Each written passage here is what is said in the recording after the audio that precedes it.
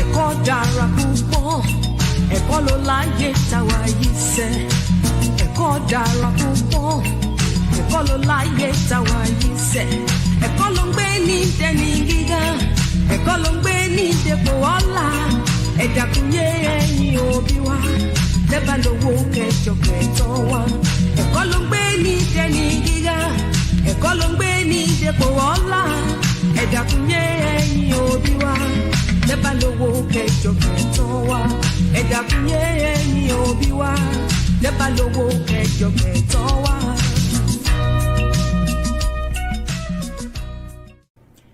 Navigating through this spiritual journey is challenging. Healers need healers, trainers need trainers, and leaders need leaders too. If you're looking for a space that offers Reiki healing, emotional mastery, chakra healing, and even one-on-one spiritual consultation, visit us at todayswellness.com. Get all your spiritual needs met and just have someone you can actually talk to. Because whatever it is that you are seeking is also within you.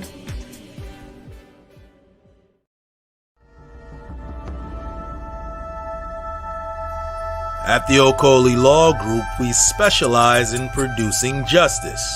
If you or a loved one in the Atlanta metro area is facing serious criminal charges, then you need serious legal representation. The Okoli Law Group is here for you. The Okoli Law Group is here for us. The Okoli Law Group, serious legal representation. Listen, Carla, I wish I had some ribs. So with that being said, since, listen, Carla said, where's the comment? Diners, put the ribs down. Listen, cash at me $25 so I can order a rib dinner. Okay, because you know rib dinners out here ain't cheap. All right, so cash at me $25 since you want me to have a rib, put the ribs down, to put the rib sandwich down. Cash at me $25 and I will order some ribs on Uber Eats. Okay, since y'all care so much. But anyways, guys, hit the like button again. Please hit the like button. Also, make sure you share and make sure you subscribe. I would greatly appreciate it. Before we get started, got a couple of announcements. Give me 1 second. Turn this light off.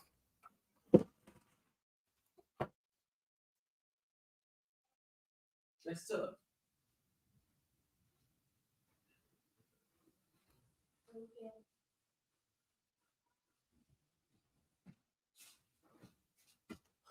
Okay, I'm back. All right, I'm back. Sorry about that. Make sure you hit the like button. Also, make sure you share and make sure you subscribe. Before we get started, listen, I'm on time.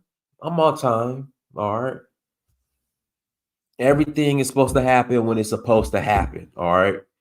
Everything is supposed to happen when it's supposed to happen. All right. So I'm on time, technically. You are always at the right place at the right time. Okay. So technically, I'm not late. I mean, I'm late, but I'm not late because, again, you are always at the right place at the right time. Okay. So a couple of announcements. Announcement number one, we are rolling to Nigeria. In less than a month. Again, we are rolling to Nigeria in less than a month, August 4th through the 13th. We are going to the Oshun Festival, and we are going to have a great time. We are going to have a great time in Nigeria for the Oshun Festival. I am looking forward to it.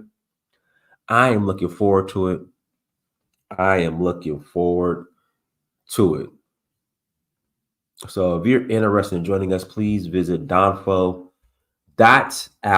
Again, please visit donfo.africa to learn more. We will love to have you all in the beautiful country of Nigeria. We are going to have a great time. At the Oshun Festival. Also, we're rolling to Benin in when are we going to Benin?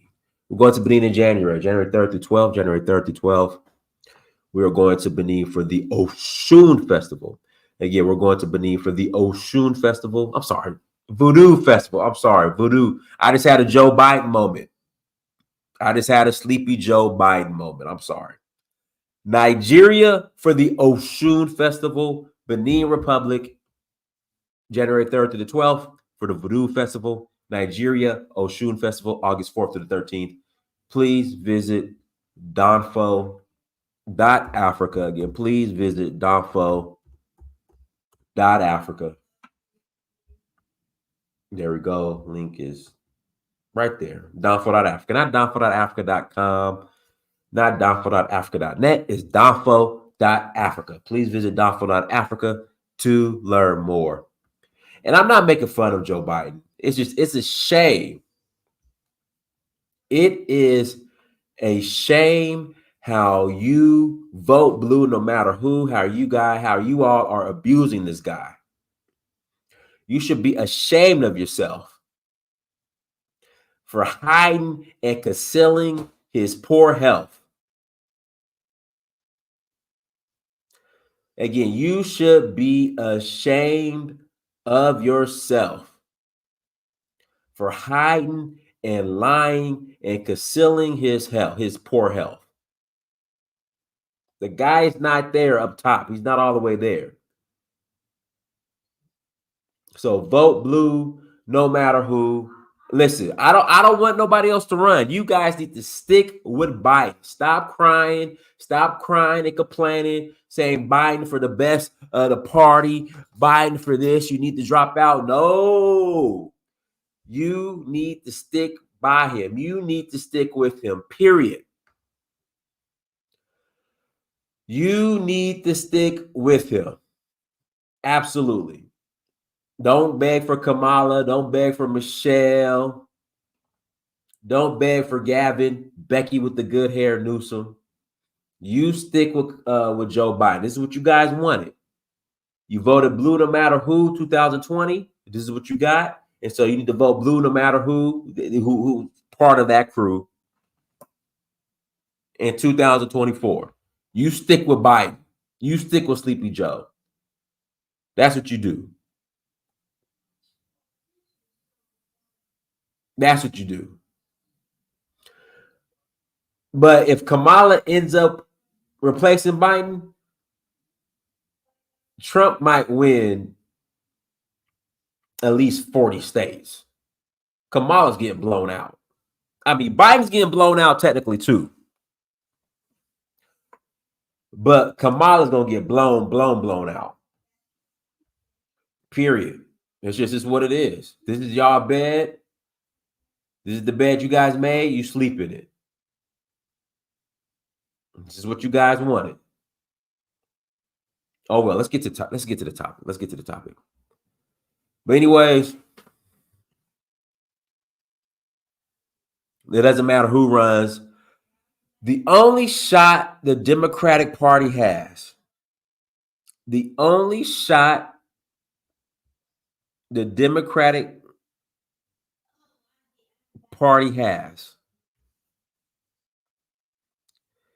Of course. This and listen, this is why you guys are in the situation you're in right now.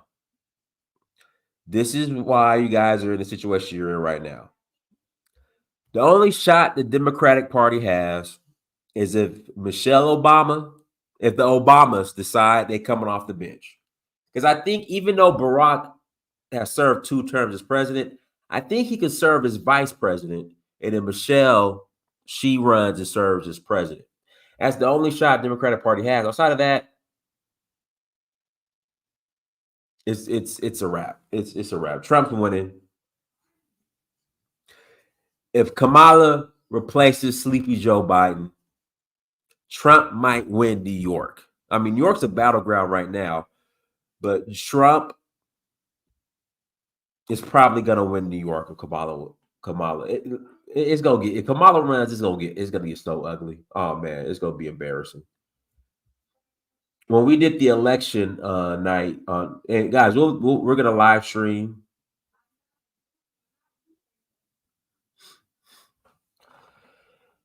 We're gonna live stream night of the election.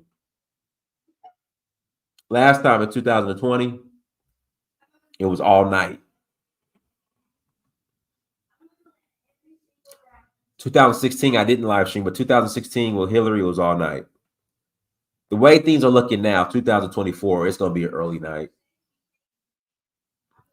The election will be determined by the way things are going right now. The election will be determined by 11 o'clock, midnight at the latest. 11 o'clock midnight, the election will be called Trump. So anyway, today's topic, the real reason why ADOS FBA doesn't claim Liberia. And I think it was Jonathan, Jonathan Miller, who lives in Nigeria, but hates Nigeria at the same time. It's weird. It's like, if you hate Nigeria that much, why are you in Nigeria? If you hate Nigeria that much, why are you in Nigeria? But he's there, it's whatever. Alan, that's part of it. But he brought up, and I did a show on this before. To sum it up, the real reason why FBA, ADOS don't claim Liberia, because if you claim Liberia, you can't claim that victim mindset, that victim mentality. You can't claim it. You can't ask for reparations. And it disproves everything that you stand for. Why do you say that, Didas? With Liberia, you have freed Black slaves fresh off the plantation who decided to take their destiny in their own hands and return to an unknown land and build a nation of their own. So it goes against the rhetoric of so-called ADOS FBA. It goes against the victim mentality. It goes against the we don't flee, we fight, or whatever they say. I'm gonna get your book, Kyle. I got your book in here.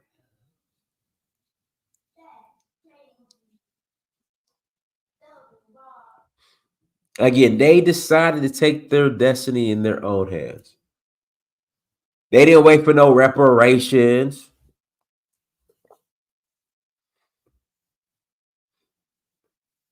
It said, F it, we gone. And they built a successful nation that, even with all its issues today, is still there.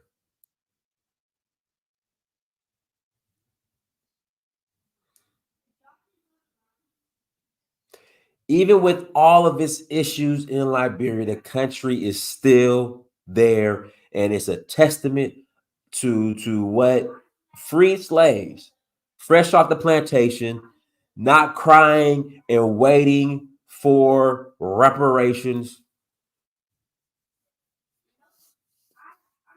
They left and they built.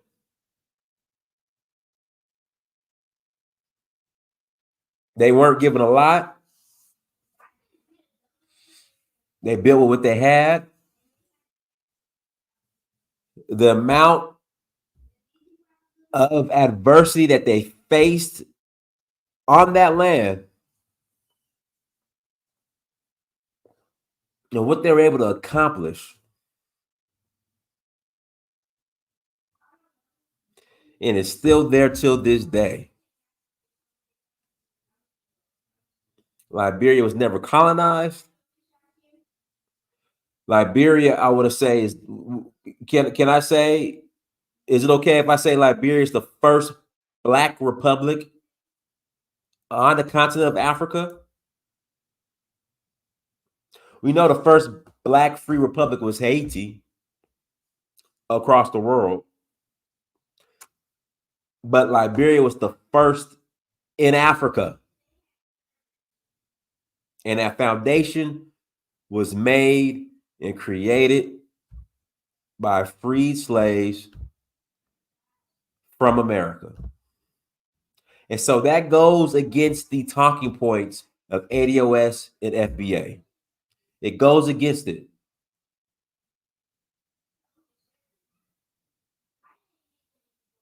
Because what they were able to develop, and like I said, there were issues, there were problems. It wasn't perfect.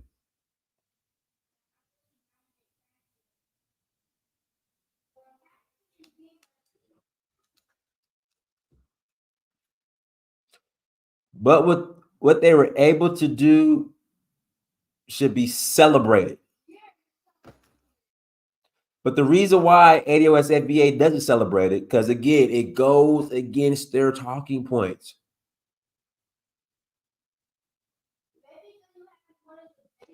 They wanted to separate from whiteness, something that FBA ADOS doesn't want to do.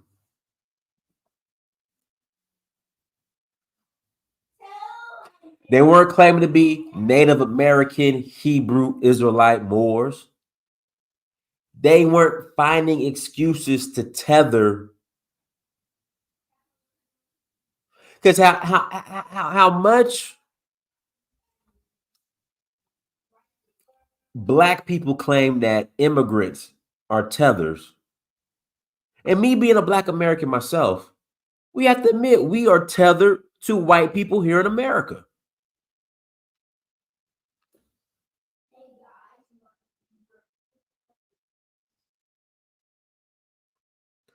I mean, we brag about being a part and playing a role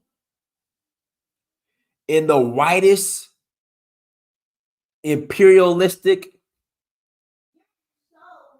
accomplishments that white folks talk about here in America. We brag about being a part of it. But when it comes to the greatest achievement by Black people of America, which is the foundation of a country of our own, we want nothing to do with it, which is odd. Think about it. You know, one of the talking points is we fought in every war, including the American Revolutionary War.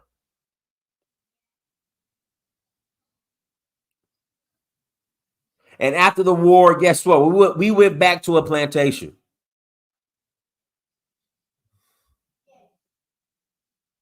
World War I, World War II, Vietnam. We brag about being a part of that. And guess what? We went back home and was treated like crap and cry about it.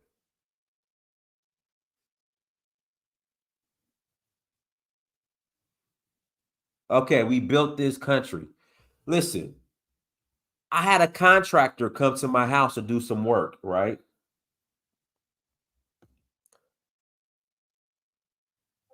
I had a contractor come to my house to do some work.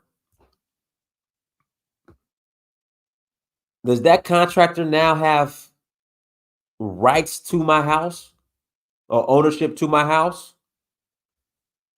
No. So I understand that we built this country. I get it. I understand.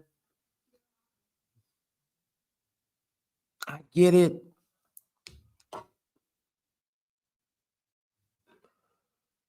But why brag about building something that your ancestors didn't want to build? When it comes to Liberia, that is something we chose that we wanted to do. And Larry, it was one of the richest until the first coup in 1980. Look it up. Again, why brag about building something that our ancestors didn't want to build? We were whipped, raped, chained, enslaved, and y'all want to brag about building a country that we did not want to build. But when it comes to Liberia, we actually made the conscious decision to leave and go build that land.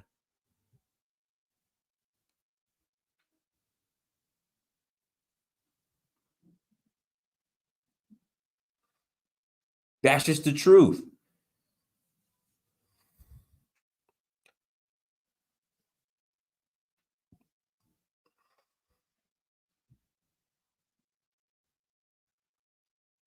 Seriously.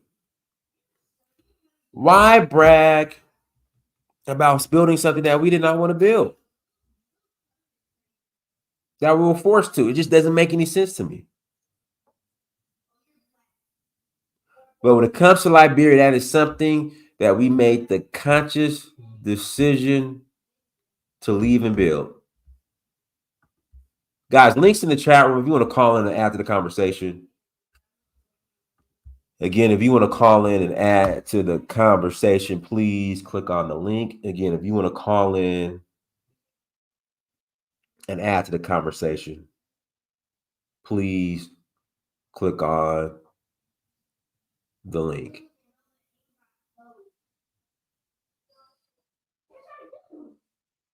Again, links in the chat room if you want to call in and add to the conversation. Listen, if you disagree, you're more than here. Go ahead, Elvis. Look, Diners. Yo, what's up, Elvis? I couldn't agree with you more. Sorry, I'm a little bit under the weather today. Look, you know me, you know my take, you know my stance on this platform, especially when it comes to the issue of Liberia. But I think just what you said, having the gumption and the pride within themselves to want to manifest their own destiny and form a land that they can govern for themselves, that takes it's a noble act within itself. So black people around the world should be proud of what those free men and women who were not even removed a generation from slavery. A lot of them were enslaved, or their parents or grandparents were. So it is a testament to their fight for self. Can't find the word now, but they wanted that land for themselves, and they got it. And initially, they had success.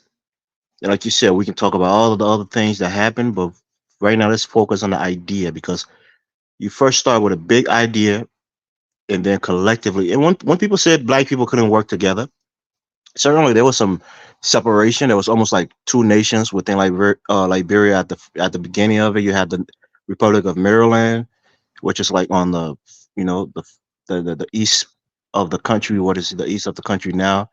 And of course, you had the settlement in Monrovia. But these guys really did something that was a marvel, and a lot of people appreciated them for it, and they walked around, with their chests out. They could talk to Americans, presidents and secretary of states on an equal footing. So I think overall, everything you're saying, I agree with you, 100%. I don't think it should be a day for negativity to go into the other things that happened, but overall, the idea was noble. The fact that they started it, they accomplished a lot of great things economically, and it should be heralded. But one thing I won't say anything negative, but let me just give a caveat to some of the other African nations. At this time, Nigeria, for example, was a protectorate of the British. Same for Ghana and some of these other nations who are doing relatively well in Africa today. So you can't compare them when you say Liberia had success, because had they been a nation unto themselves, more likely they would have been more successful just based on the human resources and the size of the country and so forth. But overall, the idea of Liberia is what I'm heralding today, and I think many others who come on the platform should follow suit, because it was a great achievement, and these guys deserve to be applauded for it. Not talking about the second part, but the first part, definitely. I'll pass the mic. All right, go ahead, Colin. Oh yeah, you see Jamal put up a post today. My little nemesis in the BALJ Mall on his Facebook says 3,000 black men met in Philadelphia. It's actually 300. It was actually 300 men in Philadelphia to denounce. It was in 1817, a year after Paul Coffey passed away, and his friend Robert Finley convened the American Colonization Society, right, of colonization. Well, it was a tricky word, colonization, because America had no interest in colonizing Africa. America was spanning westward. The colonization was for free men of color, or black men, to for their manifest destiny. Every group of people had a manifest destiny. White people's manifest destiny was sea to shining sea, to the Pacific, from the Atlantic to the Pacific. The black man's manifest destiny naturally would to be expanded to Haiti, Central America, the Caribbean, and in Africa and everything. That was supposed to be the black man's manifest destiny, as Paul Coffey once said. We have to return to Africa to build the modern African world. That's why Foray Bay College was built. To facilitate the black man's natural manifest destiny. And also, people don't realize Liberia was just supposed to be a prototype of the new settlements that was supposed to span all the way down to the Congo, of new settlements called Liberia.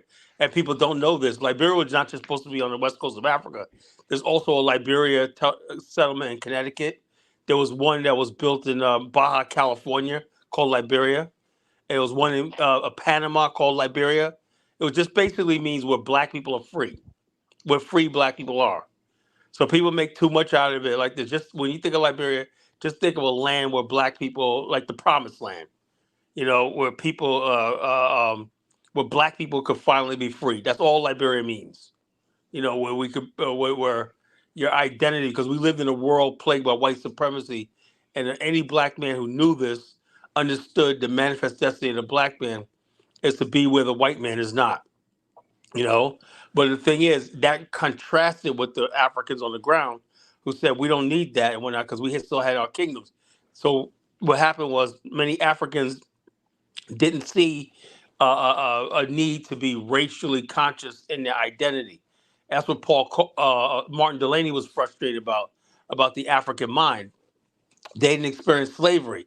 That's why when people try to compare slavery and colonialism, it's not the same thing. And that's why when King Leopold came to the Congo and he killed 20 million people, and people to this day are still like, what the heck happened? You were not prepared.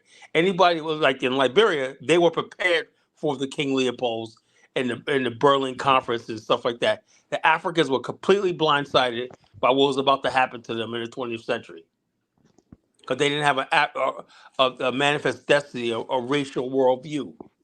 And to this day, 2024, I don't think a lot of Africans still don't have a racial worldview. You see right now on TikTok, Africans just showing their ass about, oh yeah, racism. We had to show the other day, is it neocolonialism or sellout culture?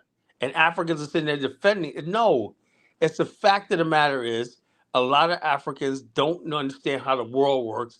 They don't understand that you live in a racist world, that the white man is never going to come to your country and invest in everything. They're never going to come in there and give you a square deal.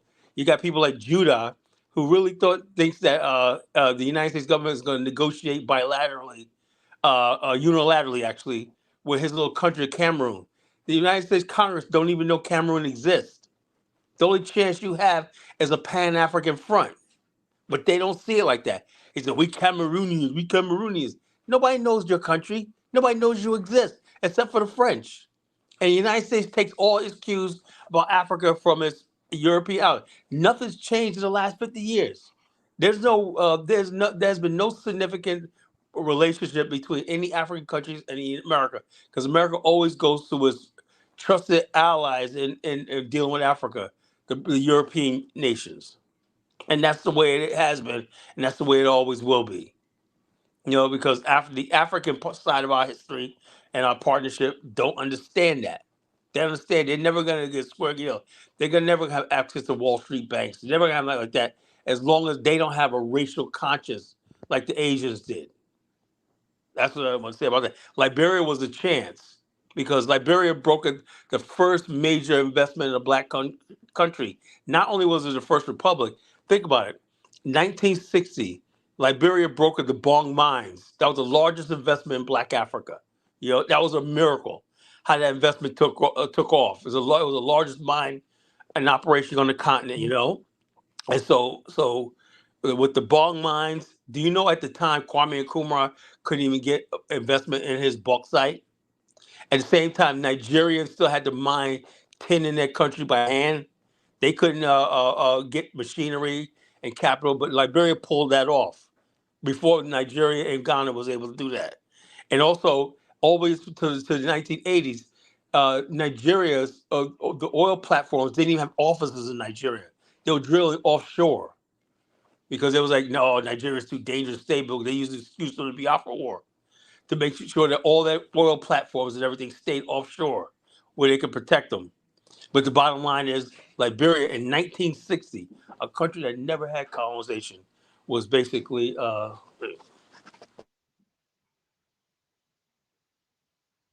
All right, go ahead, Danny Line. Thank you. What I was going to say is the reason that FBA don't want to claim Liberia is because Liberia doesn't look like other European countries, as in as advanced. So we know what FBA are like. They're obsessed with trying to Europeanize themselves, and that's what it is. They're just ashamed. They see Liberia, they see it's not as developed as the West, and their whole thing is they built the country, they built America. Well, the logical thing would be to say, well, your group, you went to Liberia, and if you claim that you built America, how come you couldn't build Liberia to look like America? Because we all know that FBA, they just love to be under the breast of white people. I mean, I saw someone in the comment section, some very rude person was claiming that Liberians, they're not of the same lineage as him because they fled, so they can't be, they're not real FBA. that's the stupidest thing But I then ever heard in my Tariq, life. let me just finish. But then I thought to myself, well, how can you say they're not real FBA if FBA is meant to be a lineage? So, because these group decided to go to another country, they took that opportunity to go and build for themselves instead of living under their oppressors. You're claiming that they fled. He was using the word that their flee as they fled. Well, it's better for them to flee to build up their own country than to stay in America like that person in the comment section, his ancestors, to be crying about racism whilst you're not willing to actually get physical and fight. So they fled to go and build up a country for their families, and your people stayed in America to just be crying and complaining about racism all the time, and then just hoping that other races join you in going for a march because your voices aren't loud enough to do anything because obviously the people in charge don't really give a shit. I mean, let's face it, the whole BLM thing only pulled off as big as it was is because white European people joined in for their own reasons. So that's all Exactly. I'm going Same thing with to the say. civil rights movement. Well, yeah. Like I said, I mean, I don't know how anyone could put down Liberians. Those are, as far as I'm concerned, those FBAs that fled, well, went to Liberia. Uh, I I can't see how anyone could not respect them. They went to do something for themselves. So this whole like people in the comment sections trying to insult them or make fun of them, I literally don't get. I think that whole FBA thing is outrageous. It's like every single thing they say is like they have to try and denigrate other groups. And I'm thinking if it's fine if you want to call yourself FBA and you're proud of yourself, then instead of why do you have to put down other groups? Why not just say you're proud of who you are for the accomplishments of people that aren't even related to you, people that died like over 100 years ago for the most part. But if you want to claim everything that they've done, even though you're not educated yourself, you've never done anything of worth in your own life, and you're not even related to those people. But if you want to take on their accomplishments and say you're proud FBA, fine, go ahead. But you don't need to tear down other people using words like flee. And I mean, I'm just surprised. I would have thought Liberia, FBA would have, if anything, been supportive of Liberia. They would have seen Liberians as their brothers of sorts. But instead, it's almost like they're jealous that these people that went to Liberia, they had the gumption and they had Hey, the will and hey, Daniel, determination let me to tell you a story. Hey, And this, hold on, go for it. let him fit. Are you done, Danny Line? Are you done yet? No, I was just going to say, it just seems Take your like time. Go jealous ahead. to me that these people, they had the gumption instead of sitting around in America crying and begging for civil rights and begging to be in coffee shops with people of other races, these people said, hey, I'm taking this trip and I'm going to go out there and I'm going to do for myself and build my own family. So, if anything, I'd say Liberians, those are the strongest FBA, because that takes a lot of strength and will to actually leave a country to go and build for yourself. So, I'm just surprised the person in the comment section who says he's a proud FBA is making fun of Liberians and saying that these people are fleers, so they can't be real FBA. It's like, well, if you're a lineage, then you can't say that they're not FBA just because they made a decision which you're pretending that you're not happy with. But rarely it's just you're jealous because your family didn't want to do the same thing. But anyway, yeah, Carlo, you can respond to. What you're saying, absolutely. And not only that, it's translated historically, and some people did not pick this up. There was always tensions between Black Americans elite and Liberian elite. There was this tension that was there. You know, when Liberia, do you know the first Black man to sleep in the White House was a Liberian president, President Barkley? You No, I know, didn't know that. yes, I'm trying to tell you. When Tubman came, when he was president, he in the 1950s, he came to Georgia, right?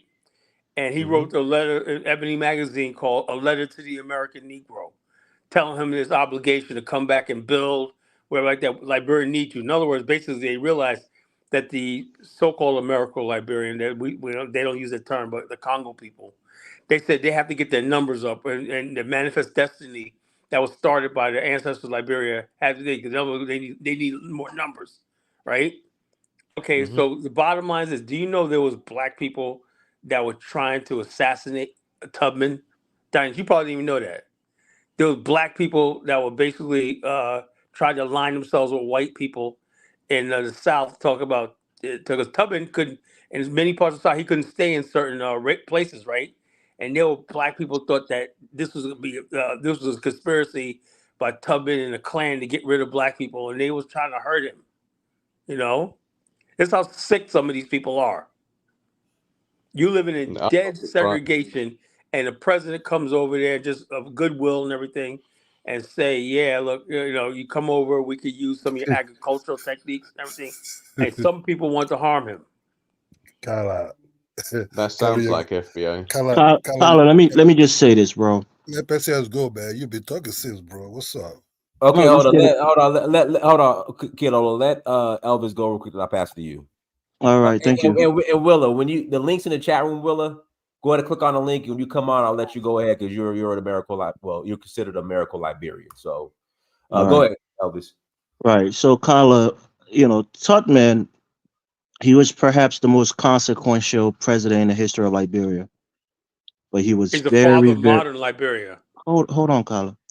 He was very, very controversial, and he was an outright dictator who also killed other people and Yeah, destroyed. I know you're talking about the Coleman incident, but there's Yeah, no Coleman. Carla, let him finish, please. I just want to hear him. Go ahead. Right. So, Tubman, for all the quote unquote good that he did for the country, was some of a despot. So when you were talking about people coming after him, he really went after a lot of people, his political rivals, and decimated a lot of them, and killed his own quote unquote kinsmen of American Liberian, ancestry.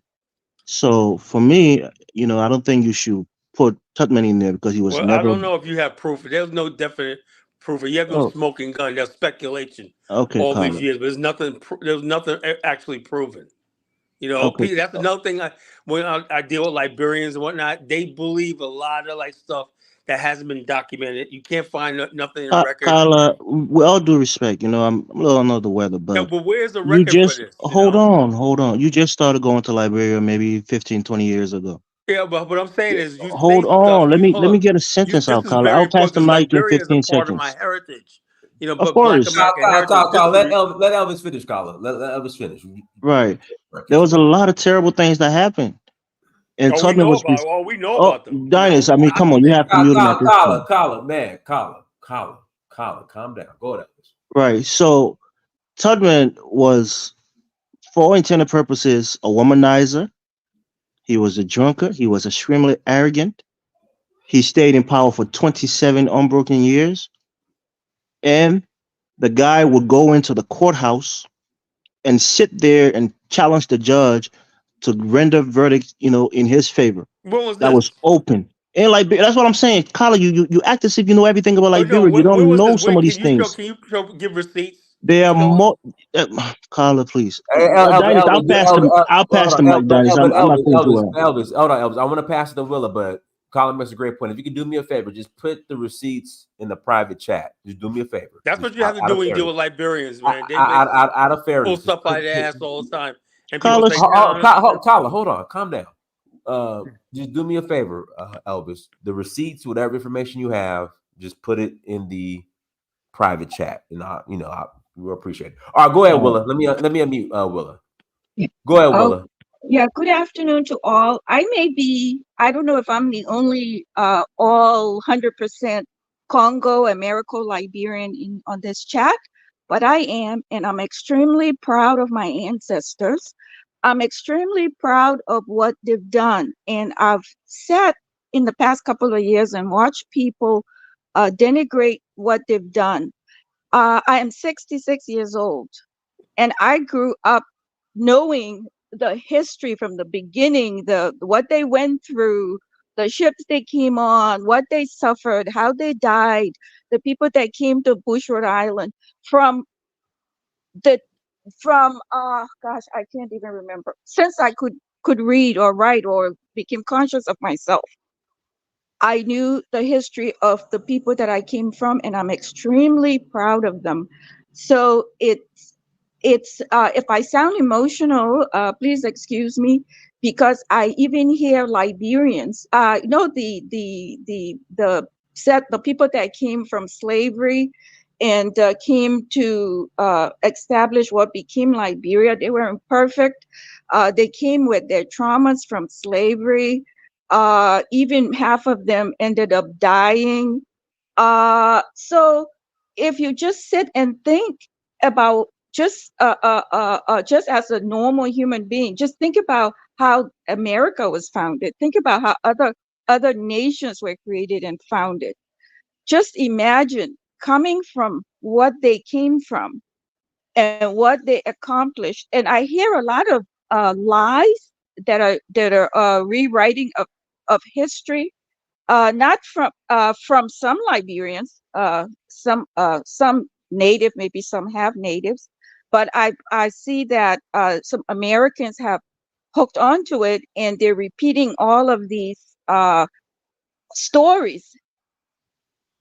Both my parents from both sides came from the Congo people, and one thing I respect them for from generation to generation.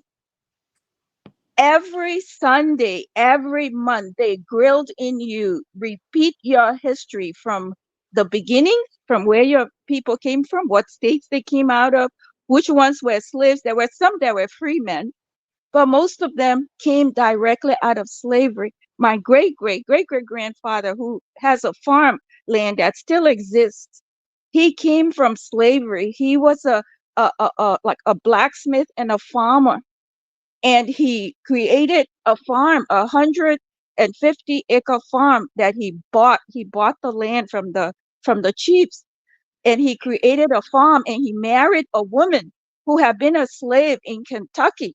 So these people caught heck.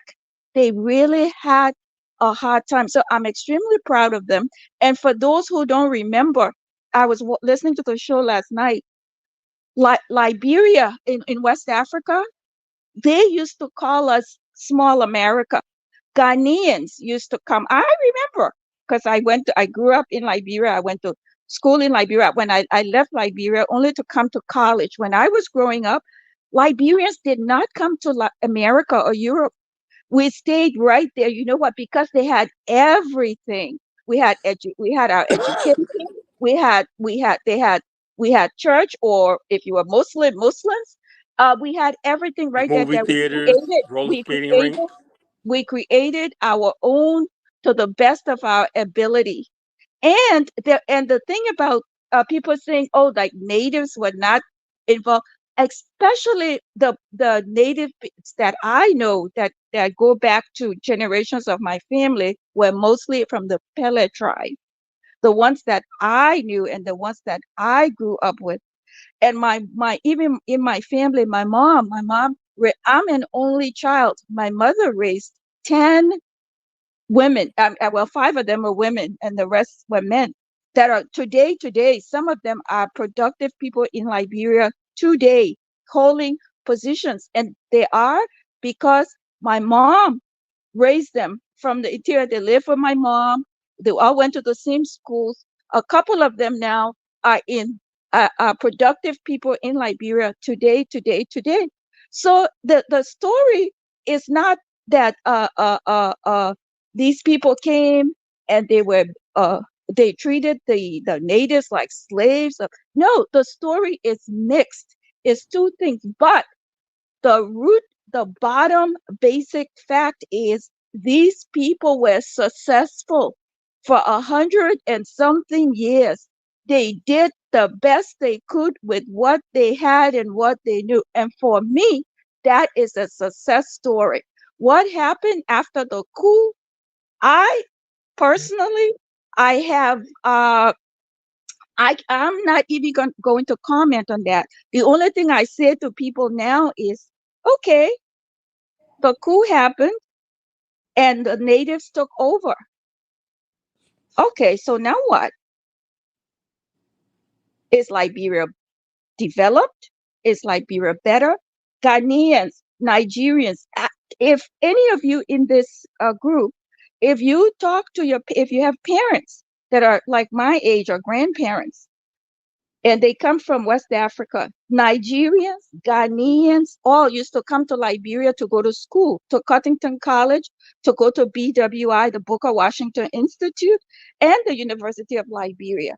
They used to come, go to school there, and get jobs. So that's why when somebody said when they were talking about the Ghanaians sending the Liberians back, how many Ghanaians came to Liberia when I was growing up? In fact, one of them even married my aunt. My aunt was a wealthy woman. She had her own farm, her own everything. This Ghanaian man came to Liberia, joined the church, and said that God told him to marry my aunt. Anyway, whole different story. But there are several Ghanaians and Nigerians who came to Liberia because at that time, for that period on the continent of Africa, especially in West Africa, Liberia was doing very well for a little country that really struggled on her own.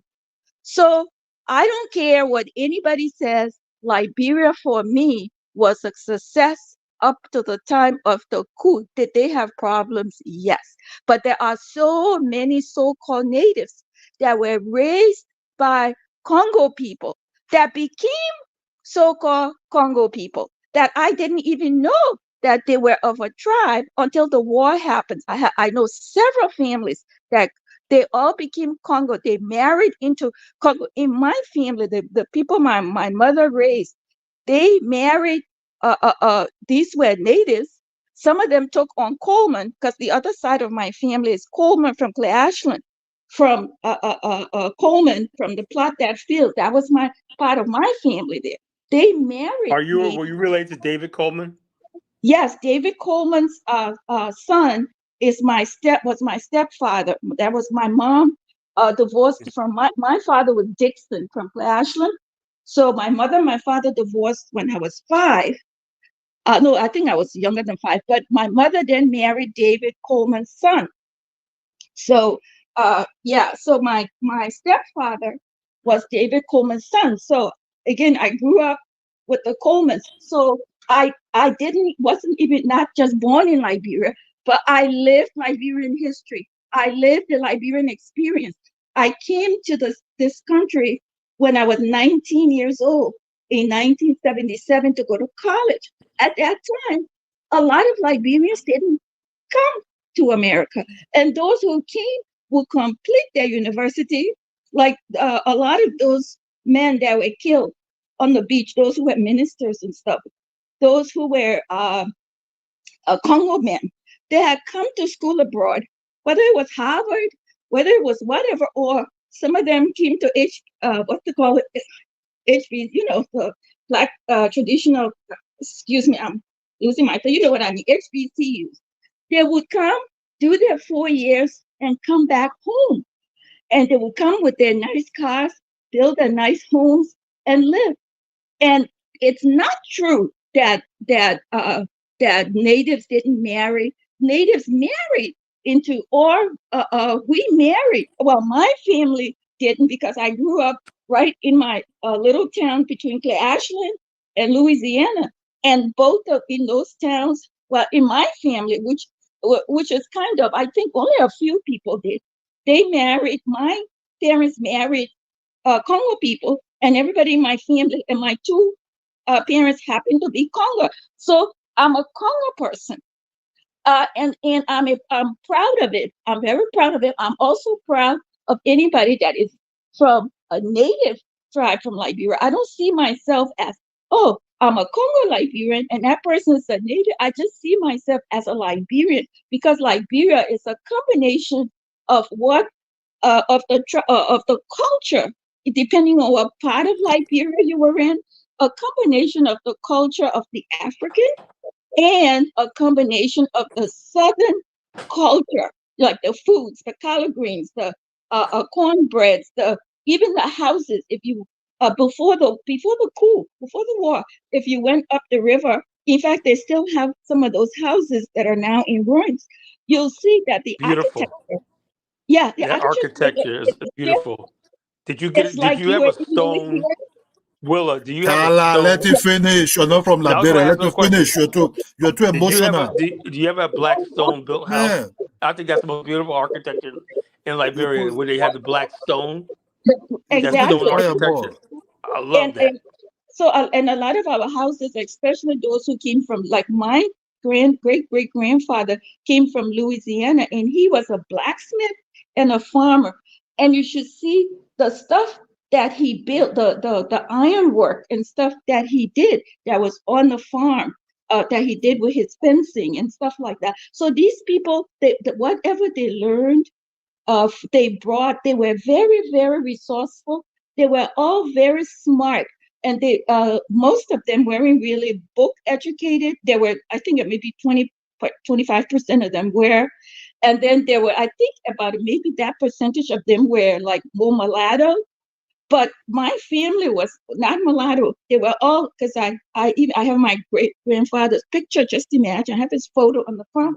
I knew my grandfather. He lived to be 90 or something, and he passed when I was in high school. So these people were just incredibly stoic, hardworking.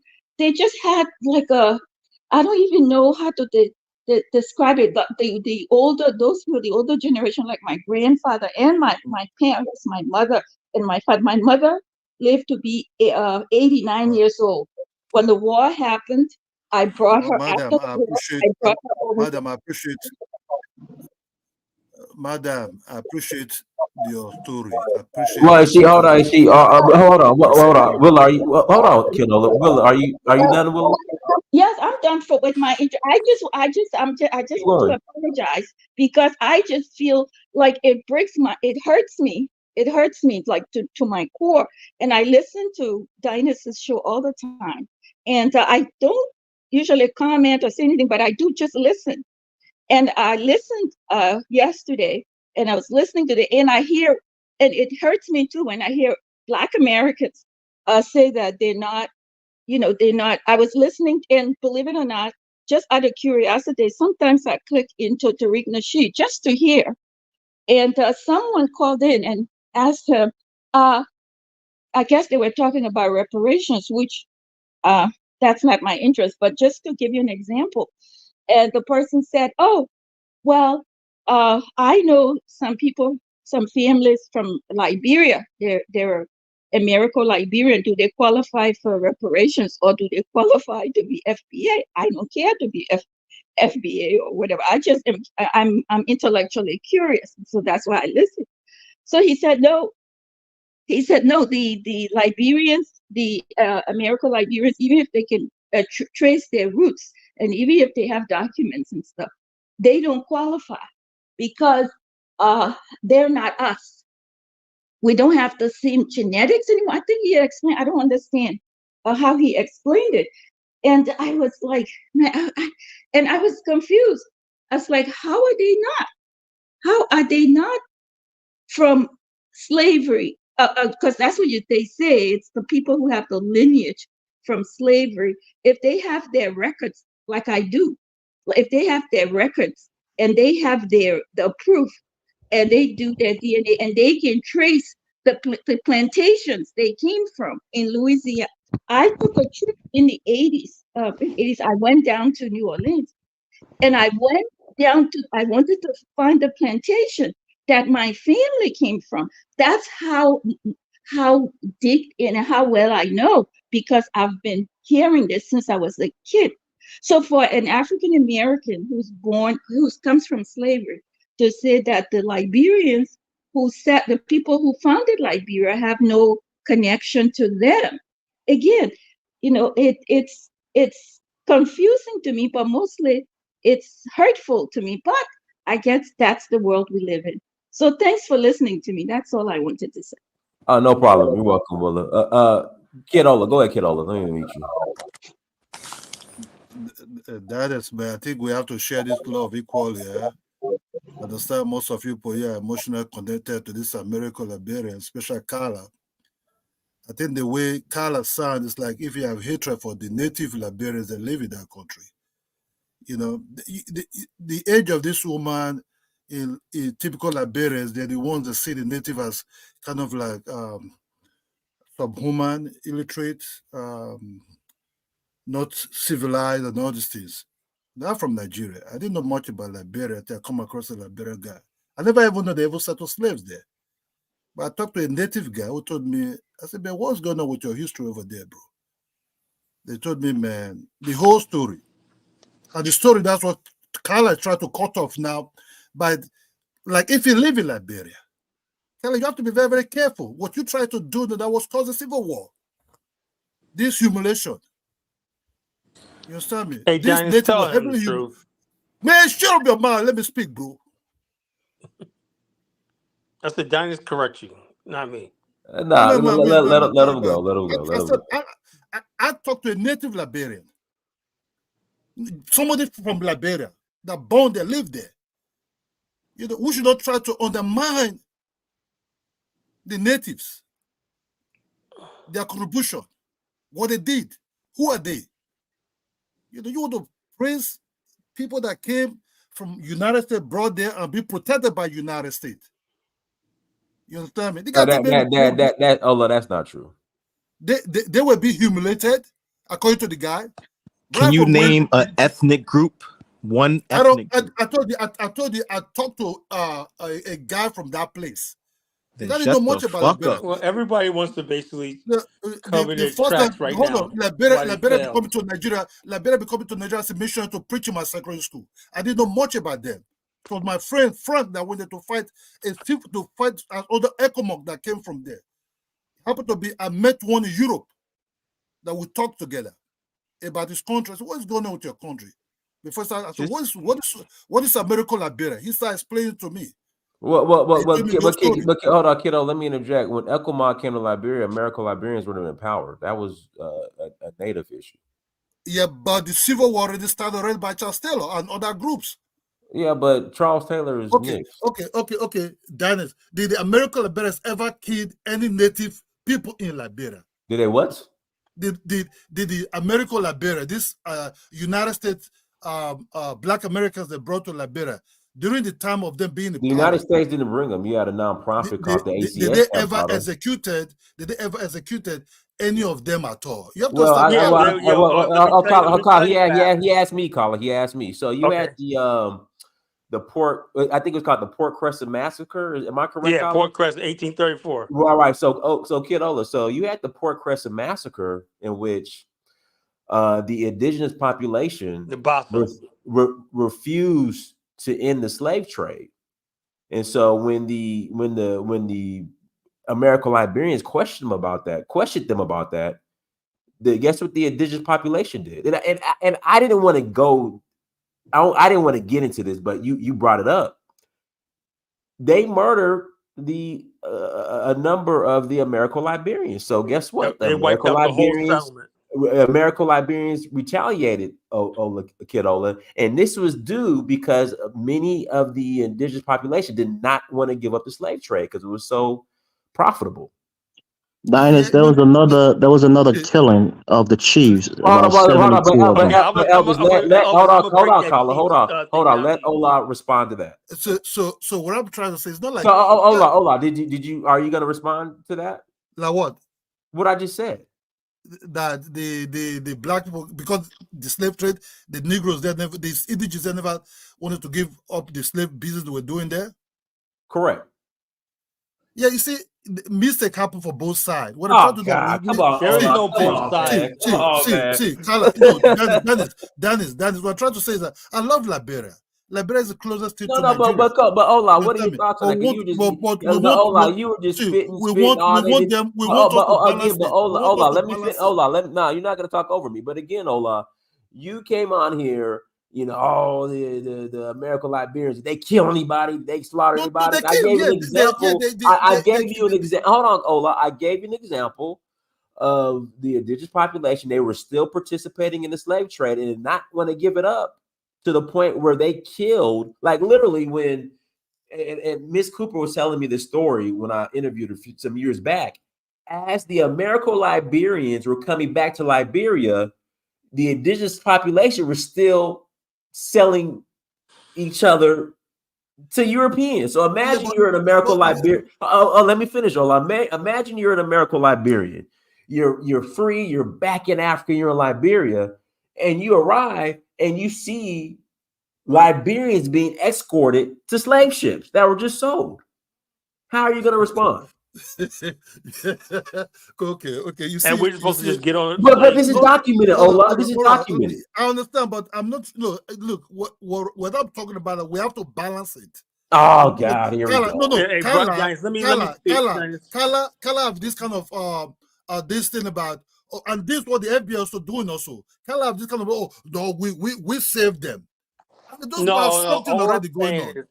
You don't put history. You need to balance it. Ola, in proper context is this: Black people were uprooted from the continent, right? Unjustly, right? We were basically forced out of America, right? So either y'all dump us into the middle of the Atlantic, or we have to go back to the continent. We chose to go back to the continent, right? And we went back to the continent. We had every right to set up a sort of a system, a society that was conducive to us. That was just our birthright, you know? And think about this, right? Here's Africa, right? Every other land, Asia, China, Europe, takes care of its children. Africa has this thing where it abandons its children all over the world and let other people take it. To this day, where Africans send their kids overseas. Don't bring that blame. I'm dead serious. When Samuel came to power, he mentioned to certain things. Why this to balance it? Okay, let me do this. Hold on, Kofi. Hold on. Let me. Well, see, I want to pass it to political calculus. Let me do this first. Let me pass it to Elvis because Elvis wanted to add to it. I'm gonna pass it to political. I'm gonna respond to Elvis.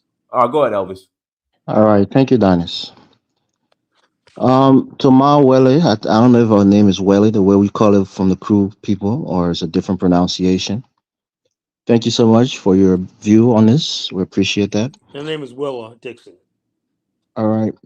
Look, Dennis, like we were saying, we don't want to get into the gutter of some of the mishaps that happen between the quote-unquote natives and the settler class. But for anybody to say there wasn't massive economic inequalities or education in terms of opportunities, in terms of development, some of these counties who had concession agreements that was making Monrovia very wealthy and prosperous. When we talk about the tax collecting practices of the True Whig Party and taking money from people for hut taxes, people who live in huts are sending money to Monrovia and not getting the services that they deserve. The crew wars which there was different scrimmages and other things that was fought between the native and what is called the frontier force, which was the enforcement arm of the Liberian government at the time. And there was a stalemate, and there was a settlement for peace. And they invited these chiefs and leaders of their people, especially from that ethnic group, the Kru language group, which I hail from. And this was an idea of a truce, to call truce on the war. And there was summarily, I don't know how to say that word, but they were executed before their people in their own land. And the people that we are, Dinus, we have a reputation in Liberia. We don't forget. If you think that you can ill treat us, if you think that you can do things to us and we would lie down, if you understand the history of the crew, those were the people who were falling off the boat and rather drown than go into captivity. So these people are not people who will be dominated, and that has been in our blood ever since. And when the coup happened, which was led mostly by crewmen from that language group, many people celebrated, rightly or wrongly, and they saw this as vindication for their chiefs and their warriors who was cowardly killed during that peace agreement. So things happened that people took, that was hurtful, like Willa was saying. Things happened that was hurtful to people for generations. So that's why I don't want to get into the negative part of it. But this is pain that I carry. This is why we need a Truth and Reconciliation Commission in our country, because some of these pain dates back to the very foundation of our country. And many of us need to express to our quote unquote American Liberian brothers of some of the pain, that happened. And I'm sure they have their grievances with us. But please don't brush aside the pain and the ills of the native. I don't want us to do that. But that will be it. I'll pass the mic. What about the indigenous people that was enslaved? Do they hold the memory, the ones that were being enslaved on the coast, the Bassa, the Geo, the other Pele, because there were 15 ethnic groups and they were warring with each other. So don't you think when they were being marched to the coast, did they not forget that they were about to be shipped over as slaves, but then the recaptured Africans and the black Kofi, settlers do you know came to about end the slave Fernando trade? Poe? So did Do they you know about the forget? Fernando Let's Poe? balance things. Let's balance things. All right, let I'm me pass talking the. about the beginning of the settlements. We have to balance things. There were indigenous people that were also enslaved.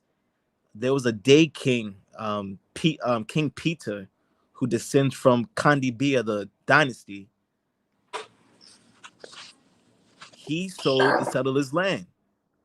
And then when the French were encroaching from Guinea, and when the French were encroaching from Cote d'Ivoire, some Kron or some Grebo joined the French side, and some joined the Liberian side, and they were loyalists to British during I believe President um, either Barclay or Howard. There were loyalists that were on the British side trying to sack the Republic. And when That's the what Elvis don't tell you when the that. Buffalo Soldiers came in, they had to put in work against the opposition.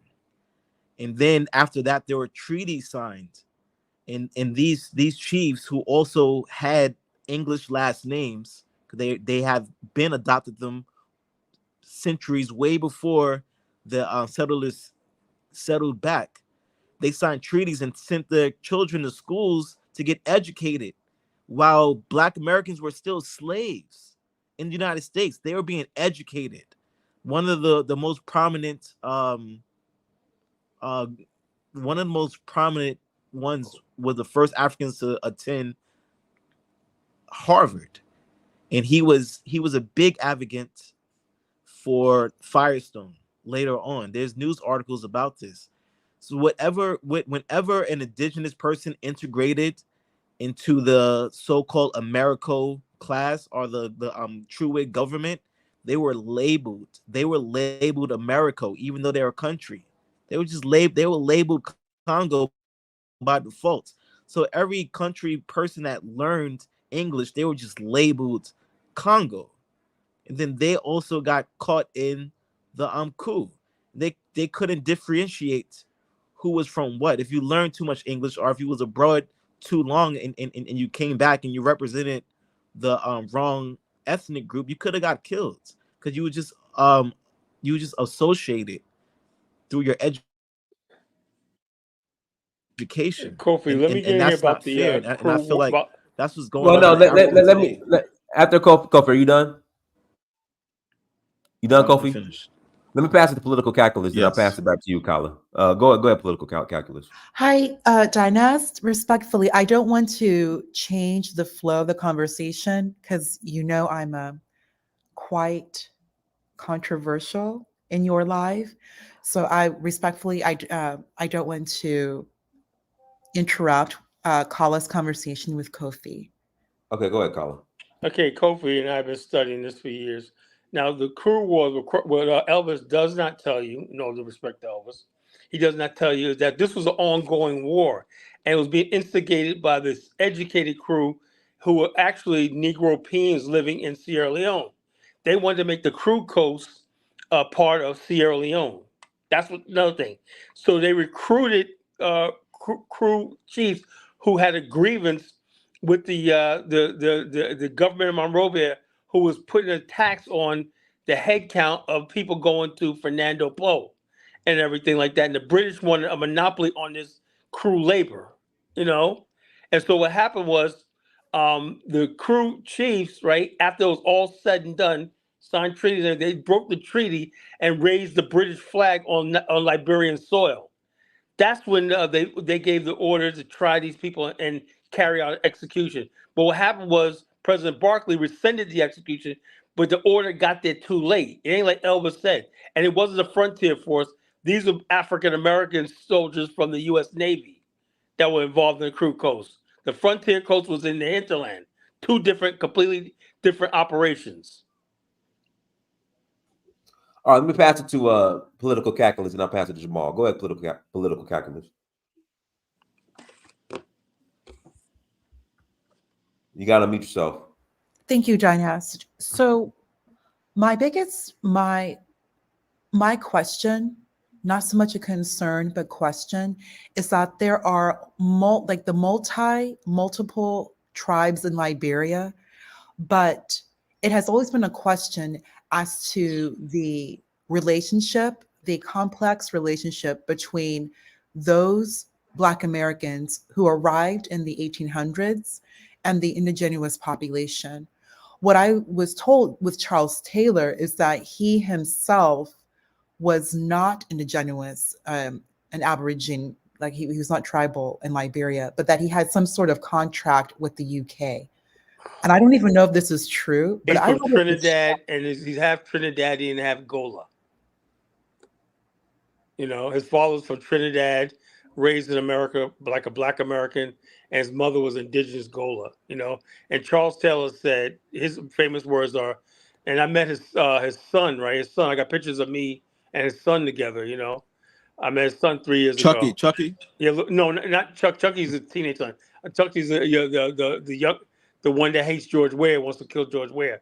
No, the young one. So he's only like 28 years old.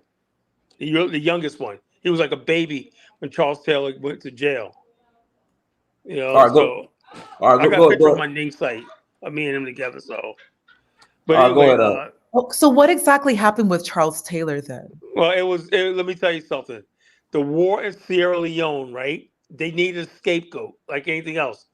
Charles Taylor was set up by Ellen Sirleaf and the Nigerian Obasanjo and handed over to this guy named Wise, I think his name is. And they basically got him out of there because Charles Taylor, for all his faults, right? He did not let the United States and the British take over that region. And they blamed him for the war in Sierra Leone. He didn't get convicted on nothing that happened in Liberia. It was Blood Diamond War in Sierra Leone, which the Israelis walked away clean, the Dutch walked away clean, and all these other people, but Charles Taylor went to jail. You think that's fair? No. So Charles Taylor always said Kala, there's you lying. You're lying. it is You're the truth. lying, man. Charles Taylor killed a lot of Nigerian soldiers. Oh yeah, He that hate heck Nigeria. goes over again. Hold on. Charles Taylor hate Nigerians, so Nigerians came over there. So there, here we go. Everybody's killing somebody else. Yes, Charles Taylor never What was even Nigerian admit. soldiers doing in Liberia? Oh yeah, Charles Taylor never really admit. Hey, Diana, do you know Nigerian soldiers were helping loot the country, stripping the country bare? Because my friend went there to fight a war there. You understand me? Went there to fight a war. They came there to loot. You understand me? What happened? You see, you only twisted things. That guy. Then why did Nigerians. Obasanjo take in Charles Taylor? Because Charles Taylor was already extradited. He took in Charles Taylor because Nigerians are backstabbers. The native was already on his ass. So Charles Taylor was already getting scared. His army was already weak. So he need to leave.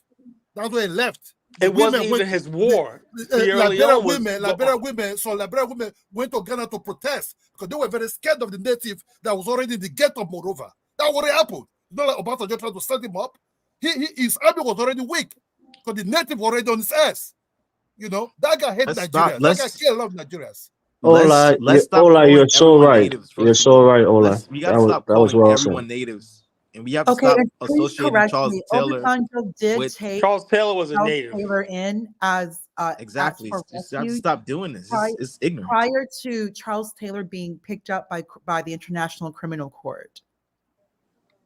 Because I do know he was charged and tried, but he did. And this has nothing. Yeah, but he didn't get This tried has for nothing anything to that do with happened in Black Liberia. Americans.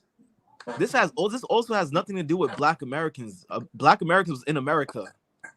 This has nothing to do with Black Americans. Why you guys keep on calling Americo Liberians or Congo people Black Americans? Because they have English last names. Many indigenous kings took on English last names early King on. Freeman of the That Gribble. was Associated them. That was a brother. No, they literally came from here, bro. They came from here. We need to balance it because if you don't balance it, like the way the other lady was speaking, called Wales, or was her name, she sound that kind of person that way back they can see this native have might be uncivilized kind of people and can also sound the same kind of thing. You have to understand the native. Seem like you're don't give up determined like to keep that. this divide up. I don't So know you where have to the be very careful. You have to be very careful. How world's to gonna balance be, this man, Liberia. How to balance this Liberia's problem. Charles Taylor does. Oh, I want to go now.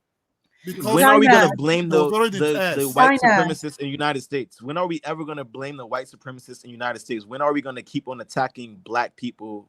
When are we going to stop doing this Black on Black crime? That's why the FBA populists and the ADOS populists don't want to touch Liberia, because you guys are low key blaming them for what happened over there when their ancestors never left. That's crazy. What do you mean? Hold on. What do you mean ancestors never left? Let's take Delaney, right? Delaney was the first field officer, Black African American field officer. He had interest in going to Liberia because his ancestors were Gola and his ancestors were Nigerian. He chose to resettle in Nigeria, but when the Civil War popped off in the United States, he decided to go back and fight the Civil War. He never settled in Africa after that. There were many like him. They never went back to Africa. Those people became Black Americans because they stayed in Black America. But you guys keep on. But there were people who were members. Black Americans. And there was people who were members of those families who left and came to Liberia. So there's a blood connection between the Liberian Americans and those of the African Americans here. And let me just clarify. Let me clarify one thing. One second.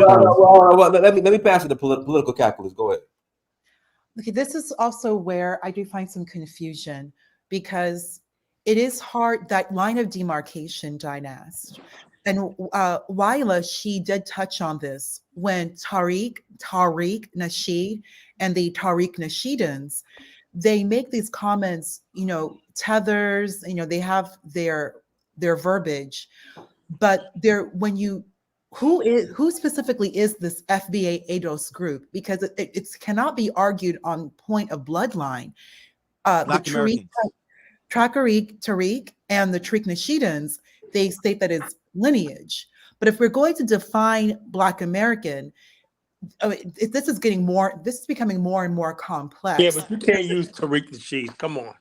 No, but the subject matter is ADOS FBA that xenophobic. Well, I don't think Dynast means to legitimize that term. I mean, but he You know, did. It's in the FBA. title. Yeah, And the the, title shows yeah, what It's that not. really It's is, not right? xenophobic. yeah, yeah, yes, it is. Yes, it is. The people in That's it are true. xenophobic, but we are Black Americans. We were cut off from Africa. We do We're not African have. Americans, Black We don't Americans. have Yeah. any African language in us. I'm coming. Of I'm course, after of course. after 400 years. I'm coming 400. back to Africa. I'm not African at all. I don't have an African tongue. I'm catching up. Okay, so let me I'm a Black address that. American. Let me address that. When we've kind of discussed this already on previous lives, the vast majority of those of the African bloodline, African ancestry, primarily came from two tribes, primarily in the Americas. Yoruba first, Igbo second. This is throughout from the tip of South America all the way to Canada. It's primarily just two tribes. So with that understanding, Actually, most African Americans come from the Congo. And also, I've also heard, and also when you look into like Senegal, Louisiana, when you look the into Sahel. the Louisiana Basin, yeah, but those again, I'm talking specifically the tribes, not so much the nations and nationality. Like Sierra Leone is a country, Senegal is a country, but I'm just specifically discussing just the tribe itself, which we know predates these sovereign nations. When we bring this up, I understand you're saying that no, you're not African. I can see that in your American. Yes, that is true. That is your nationality. But when you are just like Mari, the woman in the chat, when you are someone of the Black race from the Americas, which is centuries, here in the Americas, centuries, you returning back to Africa in no way diminishes or lessens that you do come from a tribe. You have been here, but you're still returning to your ancestral land. If you can't speak a language, that does not take. If you can't speak the language, excuse me, but does not take away from the fact. That does not take away from the fact that you may not. What you're saying may not speak the language. That's irrelevant. You're still returning to ancestral lands. That's a result of the slave trade. That's okay, a result. Oh yeah. So what's your point? The slave trade messed everything up. Yeah, but Carla, let me Coffee. That's not true because technically I'm Black American, but I have my Nigerian passport. When I go through Murtala Muhammad Airport and I don't speak Yoruba, when I don't speak Yoruba, they don't say, "Oh, you Black American." They just think that I'm been in America so long that I just don't speak the language anymore. So exactly. So she has the point. When you live on a continent for more than a year, that's when the real shit is gonna start popping up. Don't you think the people who stayed in Africa and the people who voluntarily go and get educated in the Americas, in the West, don't you think they communicate with each other? Why do you think they're calling us Akatas? When really they're trying to call the Nigerian person, he calls people like me Akata. Like the Ola person, you're people Nigerian. like me, I'm Akata, like somebody of direct African descent, and I've been here in the United States. And on top of that, I don't even speak Igbo at all. I know literally like 3 words. That's it. And that's what Akata means. And I just learned good morning when I visited like a few decades ago. I speak nothing, but I'm born in northern Nigeria. My father was already a citizen. I was never going to live in Nigeria. So when people like Ola, like he did the other day, they confuse us with you sometimes. No, they don't confuse you with you. You're Black. You are Black American. Yes, they do because. Yes, but they've been calling us Akatas. Why are we being called Akata? That's a lie. Who was calling you a It's been in film. It's in films. No, Sugar Hill. You guys didn't see them in films. Come on. Oh, come on. Nigerian. Are you talking about a movie? Oh my goodness. My brother's girlfriend is Nigerian. They call him Akata all the time. You're not going to come on. This is a fact. Okay. They don't know the history, so they're mislabeling us. Your roommate's brother's cousin's friend's boyfriend called someone an Akata. Is that what you're saying? Hey, I take that as a pride. I take pride in that name. They not- call nobody- everyone who they think is Nigerian a kata, and that's the ignorance. No, they don't. And You're Black Ghanaians call me American. a They don't Bruni. even, you're Black American. Look, You're not even. look, You're Black no, American. this You is did what not it even means. grow up on the food. This is You don't did not try grow to up on the redefine food. things. This is what there's a Sir, word for no, you're foreigner not. in every ethnic Again, group. There's a word no, for you're foreigner not. in every ethnic group. To Bob in the Senegambia area.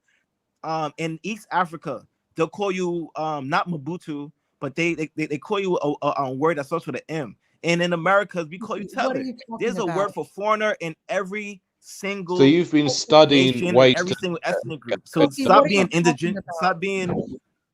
Ignorant? Is that what you're looking for? No, I'm telling you. talking No, about being listen. cut off. I'm talking telling about you what the being cut off. problem is. I told Kala this.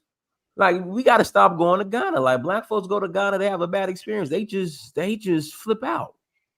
Like, stay out of Ghana, stay out of Gambia. Kofi, nobody's confusing you for anything. You're not directly from Africa. You are Black American, which is it's out very of evident. ignorance that I'm being called a kata when Nobody is really calling you a you're kata. Nigerian. Nobody is and calling you you're a kata. kata. No one I is went calling to you a a- kata. I went to a No one is birthday calling you party. that. You I are went to Black a birthday American. party. I went to a You are birthday Black party, American. and my Ghanaian friend called his Black American girlfriend a kata.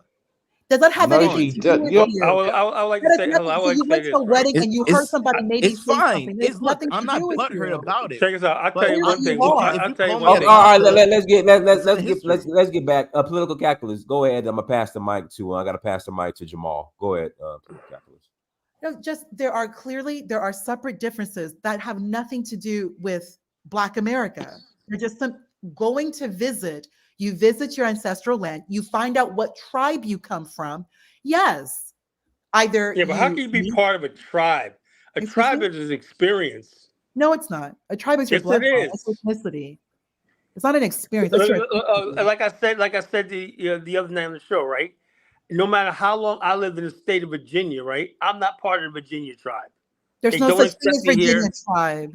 The reason why, because you don't know Black American culture. There's no If what you hold on, Virginia if you didn't tribe. grow up in somebody's hood, you didn't grow up on their streets, and you don't have the same experiences there, you ain't one of them.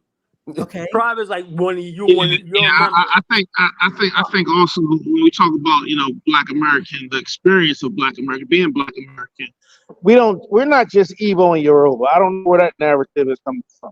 I said the Tribes majority. come and Hold go. on, I I said didn't cut the nobody off. Look, I majority. didn't cut The hold on, majority. I didn't cut nobody off. Right, let everybody speak. Right. When we talk about the Black America, the tribes, or the DNA, the ethnic groups, it's an amalgamation, right? You have Europeans, you got Native ancestry, you got in Virginia in the 1700s, you had people from Madagascar. It was like 2,000 Madagascans came to Virginia as slaves, right? Jamal, I don't think Jamal. No, Jamal. I'm just slow down. I don't think you understood her statement, but go ahead. Yeah. No, I'm saying all I'm saying is a vast ethnic group. But I just want to touch on Liberia again. Listen, Liberia is a story. It is a story of how great Pan-Africanism can be, right? If you think about the story of Liberia, right, you had freed blacks coming from the Americas, right? Virginia, Maryland. You had little groups coming from Barbados, right? They come to Africa and set up a nation state when most of Africa is under colonialism. Most of the Black world, most of Africa is under the European, under these different groups, right? And as an African, you should be able to look at Liberia as a story of inspiration, because every African, every Black person in the world story is in Liberia, right? You have the Congo group of Liberia, right? A lot of them were captured from West Africa and integrated into the local Americo-Liberian society. Yeah, You Sandor even had Morris is a indigenous groups, Congo right? captive. He's a Congo Wait. captive. So that's why I don't understand the pushback of when some or many Africans look at Liberia as this European kind of a construct, because we got to remember when Hey yo, Jamal, Liberia you was on your Obama created. phone? Talk about that. We talk about America. Jamal, you're on your FBA Obama phone. You keep going, you keep going Dude, in and out. Can I say something, please? This Yeah, is go ahead, Liberia. Willa. Go ahead, Willa. Go Okay. ahead, Willa. I've listened patiently. I don't, when I made my speech in the beginning, I don't think I ever said that that my group, that the Congo or American Liberians were better than natives, or that they did everything right and the natives did not anything wrong. Was I?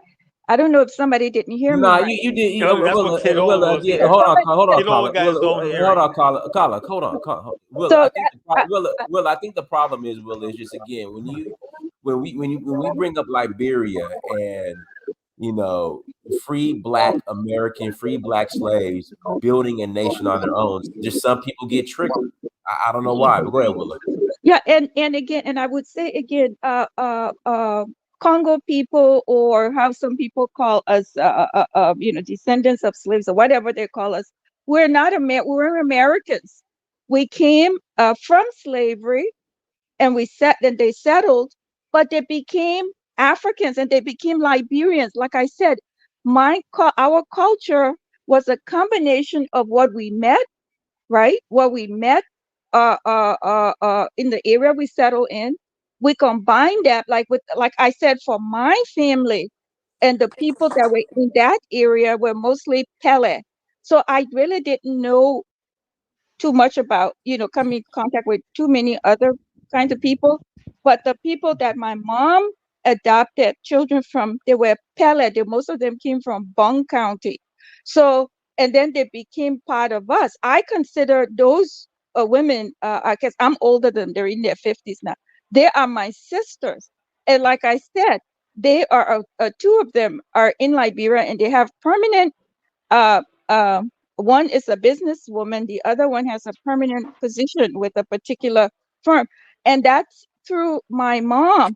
And I'm so proud of that. And and they're not these people, these 10 people my mom raised, they didn't come from American Liberians. They came from a tribe, and some of them came to live with us. And when they came, they didn't even speak English. Now they all they stayed with us. They all went to school, stayed with my mom until they got married. A couple of them married a Congo person. The other two married somebody from their tribe, and so forth. And the other thing that I think that people said that I really want to speak up against, the Congo people did not force any native people to take their name or force them not to recognize their tribe. Because I know of native people like the Kesselis. I know they're from Lofa County. I've known them for since I was a kid, and they never changed their names. I know like people from like Vi people who had their name passed away and stuff, and I grew up with them. They never changed their names, but they're highly educated and productive people. So that was the other thing. Nobody forced any native person to be a Congo person. If they came into the family, came into the home, and they took the name, but okay, let's say even if they said, oh, now you're in the home, now your name is Coleman or your name is Dixon. Once they go to school and become educated, you're free to change your name back to whatever. But a lot of the people that I'm hearing now saying that they were forced to change their names is 3 generations in, and they still carrying the Congo family that raised them, carrying their name. So you always put that nobody forced anybody. You have to and I'm not diminishing the experiences of the native people who had bad experiences. I'm not. I said it. I said that these people were not perfect, but on the other hand, they accomplished a lot, and there were native people who cooperated with the chiefs and regular people who cooperated with the Americos to help build Liberia. It's just that, like I said, a lot of people once they became and the chiefs, a lot of those chiefs give their children to the Americans to teach them so that they become educated. And then some of them came to the States or went to England and then came back. But and they again they changed their last names to American sounding, last names. So that's why when the coup took place, right? The I was here. I was here in the States, but my mom was telling, and from what my family told me, that some of these people that were ransacking people's homes, like some of these natives, like the people that they thought were Congo, they weren't Congo, but just because they were educated, they ended up ransacking their homes.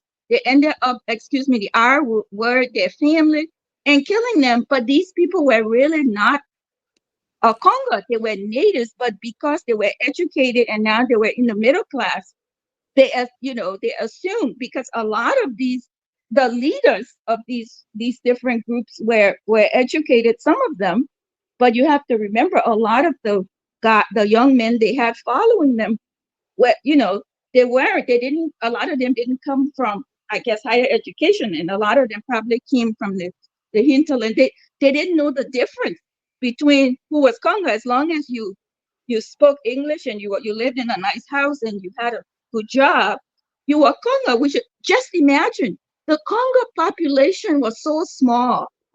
I think, what were we, like 10% maybe? 15%, very small population. And I'm talking about the real Congo people. I'm not talking about people who were raised by Congo people and then acted like Congo people. No, the real Congo people, we all know each other because we all come from the same small towns up the St. Paul River, Caldwell, wherever, going up there. We were born there, we grew there. Everybody knows who's who. Even today, we all know who's who. We know who married. Oh, Mary Jean Congo, but she married Mr. Kessley from Lofa County. So now her name is, whatever. So we know that our population was very, and now it's even way smaller. So we weren't that many. So just think about it, 10-15% of the population.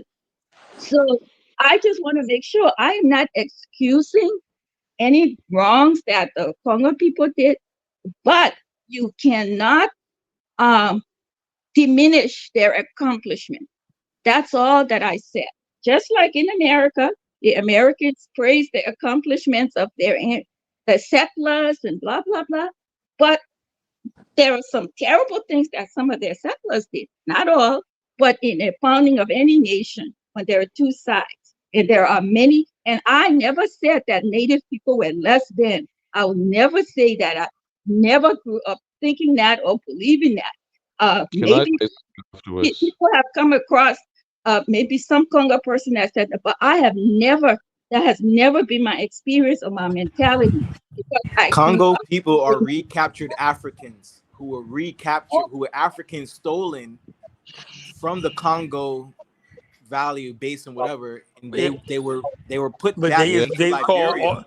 They're but they just call Africans. both groups of people Congo. no, they They call were all of us born in Congo. Africa. They were recaptured in the Americas. They're Yeah, they call African. all of us Congo. Kofi, that's not true, Kofi. Kofi, Willa's a Congo. She's telling she's considered a Congo person. She's telling you. They call them Congo because they're saying they're coming from the Congo, but they're Nigerians. They're other Africans from different That's what outside of everybody Liberia. outside of Kofi, Africa. you're off, Kofi. Go ahead, They're Willa. Congo Go people. ahead, Willa. I got my Go ahead, Willa. sources. Go ahead, Willa. Yeah, no, I know that there are some people whose ancestors come from the Congo. No, my ancestors did not come from the Congo. My ancestors came straight from slavery. They came and settled what is now Louisiana and Clay Ashland. Is where my ancestors, but they came strictly from slavery. They had been slaves, and then they were free, and then they signed up according to what my grandfather told me. They were, now that I'm thinking back, I think it's like Black Americans probably been thinking the same way since going way back. He told me that what his grandfather, what his father and grandfather told him, that when some of the slaves were freed, some of them through the American Colonization Society, and then some of them, the American Colonization Society, the organization, also appealed to certain powerful men in the South, excuse me, who were involved in the whole slave thing.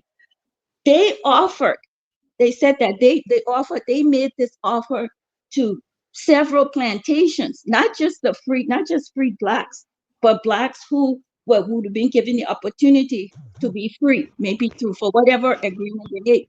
But he was saying that there were some slaves who said no. There were some of them who were offered, that if they will free them, right? And then through the American Colonization Society, they would, because they had the ships leaving out of I don't know where, and they had to go. It was like a long process they had to go through. So they made this offer to a lot of people who were being emancipated, or the possibility to be. Some of them declined, and they were slaves, but they declined. They said they would rather be enslaved. At least they knew where they were, right? They knew their master. They knew the farm. They knew where they were, but they didn't know They didn't know what Africa was. And to them, some of them felt that the people in Africa, just think how people think of Africa now, were barbaric and all like that. So they didn't want to go. They chose to remain slaves, that if they had the opportunity then to venture out, because they felt that it would be like absolute total death. But those people that agreed to go to Liberia, they were the minority. They were like the minority, and they were They not were the just smart ones. And people on yeah. the Amistad, Singlay Joseph, people on the Amistad, recaptured Africans were sent back to Africa. 80% of those stock were on those ships going back to Liberia. Remember Amistad, the Africans Kofi, went that to boat, whoa, Kofi, that boat went back to Sierra Leone. What are you talking about? There were plenty of ships. You think they're gonna give away? You think the whites were giving away slaves? Kofi, you're conflating issues, Kofi. You're all over the place. Kofi, you're all over the place. I gotta pass the mic. Let me pass the mic. Will, are you done, Will? Yeah, I'm done. No, I just wanted to clarify that Let me reply this I my never, big sister here. I never demonized the natives. And somebody said that. I think the gentleman who's talking Majesty, I now. want to beg a contribution, please. Yeah. Hold on. Let me pass it to Bandit. Go ahead, Bandit. No, I but need you, Bandit. I Hello? was saying earlier. Go ahead, I was Bandit. saying it earlier. Can you hear me? I wanted to make a I hear. Oh, who's contribution. talking? Stop talking. Go ahead, All Bandit. right. Based on what I see and stuff about this FBA nonsense and all this other stuff, but I honestly look at it like this as a whole conglomerism of this. We as a people, uh, we as a people, we were descendants of all these different tribes, and let's be honest, a lot of those different tribes participated in the slave trade. I don't see no difference between an African and an African American, or two African Americans. For example, like I could say, Dinah's ancestors were Yoruba. My ancestors could have been Iwe. We know those two kingdoms, Dahomey and Oyo, were fighting against each other and trying to sell slaves. Everybody came to America, and we came back to Liberia. I don't see where the fight is at. You know what I mean? I kind There of is no like, fight. yeah, there is no fight. I mean, I look at it as like we should learn how to brush this stuff about slavery and who's a descendant, who gets what, and who does it. See, because here's the thing: the reason why slavery lasted so long is simply because the white man said, "I will give this tribe one thing, and I won't offer one tribe one thing, and didn't offer the other tribe." That's what causes this division. You know what I'm saying? That's And the whole also cup. too, And the thing about Hold this on, whole thing about Carla. and this whole thing about FBA and all that.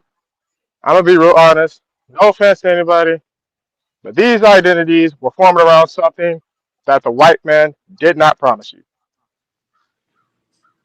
It's just another division tactic. Yeah, there ain't no reparations check All coming. right. Okay. All I right. Yes. have Go a go comment. ahead. Yeah, I Go have a ahead. comment on Go ahead. something. Go ahead, Clay. Go ahead, Clay. All right. So I was listening to the lady Venezuela speaking. I'm also a Liberian as well, and I'm what we call the native Liberian. Even though I have a problem with it because like I think they should start to like go and do DNA tests and get to know what tribe they are from in Africa, so that they can stop calling us native and start to refer to every one of us as just Africans instead of natives. So what I want to bring to this uh, platform is, the issue between the native and the Congo people. Like I'll say like that, native and Congo for now, because that's how we refer to each other. You know, is just most of it have to do with ignorance. Yes, a lot of people on the native side they don't really know about the Liberian history that well, and also on the Congo side too, they don't really know. Like some of them don't know some things as well, and so ignorance is actually the major problem in Liberia. A lot of Liberians don't know their history. They only know some, but they don't really know their history in depth. Yes. So when they see people, like talking about some of the other negative experiences that they had and oral history too sometimes, oral history cannot always be true. Most of the time, people change things to suit their, their being or how they want it to be. Like in Liberia, the society in Liberia, let me tell you how it looks like. The most civilized a person becomes in Liberia, the more people tend to look at you as a quote unquote Congo. Like I can remember I went to visit my hometown. I went to visit my hometown. In fact, they weren't even calling me Congo. There were people telling me that I was behaving like a white man. I remember one of there was this old lady who looked at my mother and told my mother that, wow, boy, your son behave like a white man. You know, they started to say those things. Because it's about how they people view, like because Africans have been taught to look down upon themselves, their civilized, and so they view anything associated with whiteness, they view it to be better. And like when they see you acting like a white, some of it they start to have inferiority complex. So a lot of so-called natives have inferiority complex. Yeah. But even their native brothers and sisters, like right now in Liberia, when an educated native person go to the village side, most of the times in Liberia, educated natives don't like to go to the village side because most of the times their native brothers and sisters will be jealous of them. They will say, especially those who been knowing your past and parents or grandparents, and they knew them not to be as civilized as the way you are. And when they see you now, they say, "Oh, who does he think he is, or who does she think she is?" And I know others don't believe in spirituality, but witchcraft exists. So some of them will sometimes try to wish you all those things. Like for me, I'm very careful when I'm going out of town. I don't just eat for anyone because of those things. So and there are some times that when I go out of town, there are some times that when I go to, if I don't tell the people that I'm from Nima County or I'm from this tribe, they wouldn't know. They will just assume that I'm a Congo person. They will start to tell me I'm acting like a white man. And that's how it is here. So it just boils down to ignorance and inferiority complex. That's like one of the major things there. Those are the things, ignorance and inferiority complex, but mostly ignorance. Ignorance is suffering Liberians. Liberians, although every Liberians on this panel right now, every Liberians, even those who are not Liberians, if you are from other parts of the world, you want to know more about Liberia, what's been going on, go and read the Liberian history, get to know about the things that occur, so that hatred can stop being among us, because there's too much hatred among us because we don't know things. We are very ignorant. Yeah, stop there. All right, let me pass it to Jagoon. Go ahead, Jagoon. Not much to say. I'm listening very keenly at the moment. If you turn around to the next round, I'll shout it. Let me go because I try to All go right, again. Kedola, go ahead. Yeah, the brother that just speak last, that's what I want to hear. Toning down. I don't like the way Kala you speak because you don't know. Look, Nigeria jump into that civil war to solve problem there. Nigeria don't really know the differences. That's how Nigeria pay very severe cost from Charles Taylor. By the time Nigeria started discovering that Charles Taylor was an evil man, What was he doing in Liberia? The hold war was on. in Sierra Leone. Hold on. Nigeria came to Liberia because there was a war there, but Nigeria didn't know the There was no difference. war there till you The brung it. Nigeria didn't know Nigeria Abacha did just went there at once. When the war was, it was Ghana that didn't know much about Liberia. Because Nigeria is far from Liberia. When Nigeria came in there, Nigeria always tried to secure Moreover. But they didn't know that Charles Taylor was just an evil man. That's why Nigeria pay a very heavy price for the hands of Charles Taylor. Then Nigeria become more aggressive towards Charles Taylor. That's why Nigeria now turned the heat on Charles Taylor. Then what happened? That's why I said to turn it down because I have a friend who went to fight as the Nigerian army. You understand me? It was Liberia that would have taught Nigeria, look, this is the difference in this place. Nigeria didn't know much about if there's American Liberia there or not. George, I didn't know too. There was no American Liberia at the time. I know, don't use the language you use in Kala, tone it down and keep peace. Liberia is one of the most closest allies to Nigeria. I love Liberia a lot. If Liberia is far more closer to Ghana, yeah, but there's a lot of Liberians who want Nigeria. So tone it down. Tone it down. A lot of Liberians are married to Nigerians. A lot of Nigerians are married to Liberia. We have different things we exchange together culturally. Nigeria go to Liberia, they live more freely in Liberia than even in Ghana. American Liberia, native Liberia, they're all the same. We love them a lot. The bottom line, nobody's saying that. If you ever been to Liberia, nobody mentions American Liberia. You never been to Liberia. You don't know the Civil War. You never went to fight or do anything there. I'm glad I didn't have that pleasure. Tone it down. That's what I beg you. Tone it down. This is the point I want to make. The West you are using. You're using. That's what caused that civil war. You're putting words in my mouth. Still always see himself as a. Yeah, that was unjust. But this is what I want to say, Dynasty. Do you know when somebody made the point about some people, Grebels, and other people went to the French and the British and Sierra Leone and stuff like this? Do you know? I found out that the French had a head tax. Liberia had a hut tax. What the head tax is if you have 7 people living in a hut, each head got taxed inside of a hut. In Liberia, they had a hut tax. My friend, Great African, as you know, I talked to him. He said a lot of his family got split up on both sides of the border. They end up sneaking over to Liberia and saying, "The hell with the French," because the French were so brutal and nasty and just terrible. And they wanted to be part of Liberia because they were free. They were French. No one ever talks about that part of history. You know, why there were a lot of natives, like they said, even Samuel Doe was born in the Ivory Coast, but he migrated to the Liberia side. You know, and also when Elvis talks about Crew country and everything, you know, Grand Crew and Grand Jita, where he's from, are the least developed part of Liberia. How come these people are not going back to their native villages, land? They got all the opportunity to build the place into industrial zones, cities, towns, everything. But yet they're in the States or they're in Monrovia, you know, living a so-called Congo people life. But they got so much to say about the Congo people. Go ahead, Shah. I want to say this is a very deep conversation. I have learned a great deal. And the nuances are so important because in those nuances, it's not one way. It is, you know, a bunch of different things that have happened. And that's how the story needs to be told about the slave trade, too, which often people are hurt.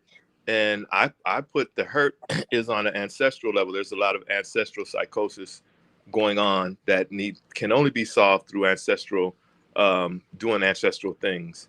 That's just a reality that I've come to grips with over 40 years of practicing this spirituality. And if you've parted from those ways, then I would suggest that you, if you're of African descent, especially recent African descent, that you engage in connecting with your folks.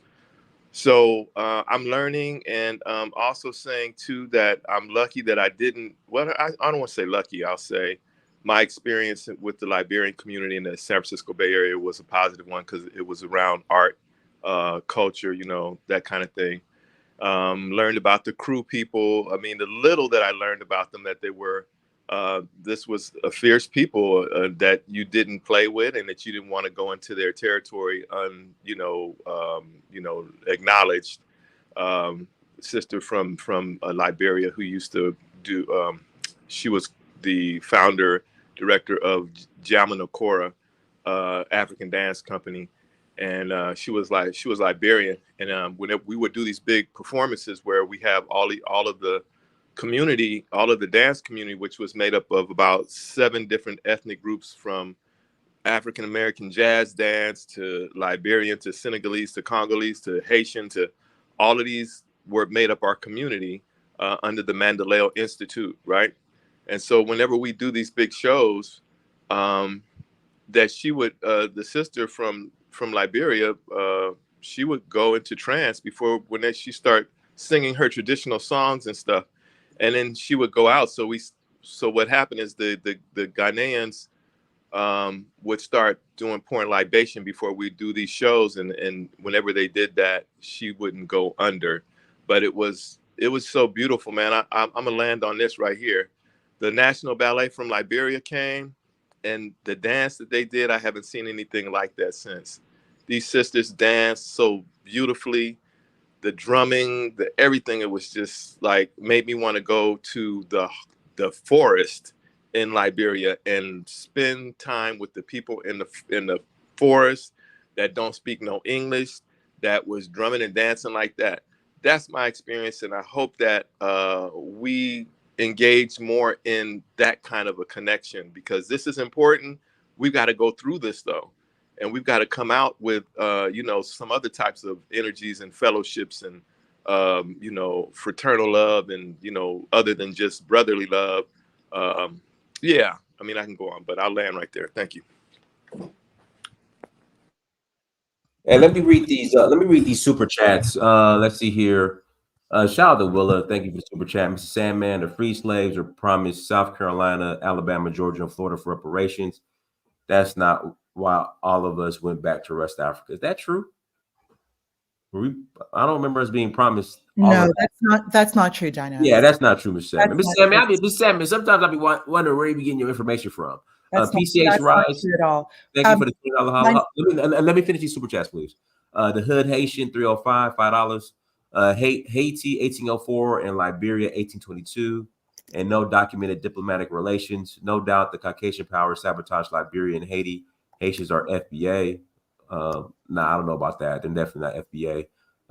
Tunde, peace to the panel. Diana's Bridget and Gap. Jaron Rose, $10 holla. Thank you. Go ahead, AA. Political calculus. Go ahead. Thank you, Dinah. Just touching on what was said, that Georgia, South Carolina, and the other state was to be promised as reparations. All of these states were already incorporated prior to the United States. So before there was the United States, we already had these incorporated under the English crown, or under the British crown, I should say. So they were never going to be distributed as reparations. However, I did hear that Ohio, or what would have been, or what would eventually be the annexed state called Ohio, was to be promised to the soldiers of the Continental Army. One thing that's very disturbing is that when we're looking at the Revolutionary War, those soldiers, those Black soldiers, Black American soldiers who served under George Washington, they were consistently promised manumission. Like that, so the discussion of manumission, of the ending of slavery, was consistently discussed prior to the Revolutionary War, and then we all know what happened. So many of these soldiers served longer than the white soldiers, and they served for a longer tenure.